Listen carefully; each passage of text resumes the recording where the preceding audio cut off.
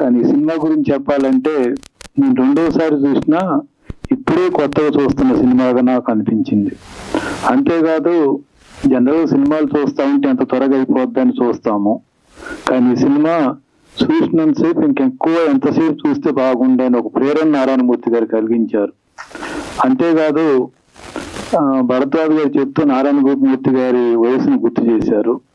కానీ సినిమాలో నారాయణమూర్తి గారు ఎందుకో నాకు కొత్త నారాయణమూర్తి లాగా పిల్లగాని నారాయణమూర్తి లాగా కనిపించారు ఆ పాట అవి చూస్తూ ఉంటే.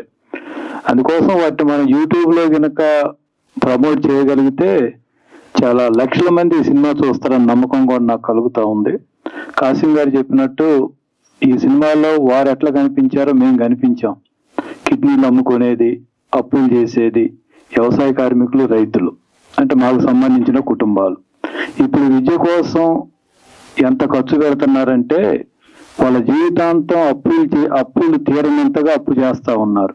కానీ నారాయణమూర్తి గారు చెప్పినట్లు ఈ సినిమాని మేము ఖచ్చితంగా నేను వారికి హామీ ఇచ్చేది ఏమిటంటే వ్యవసాయ కార్మికులు, రైతులు ఎక్కువ మందితో ఈ సినిమా చూపించే ప్రయత్నం మేము చేస్తామని తెలియజేస్తా ఉన్నాను.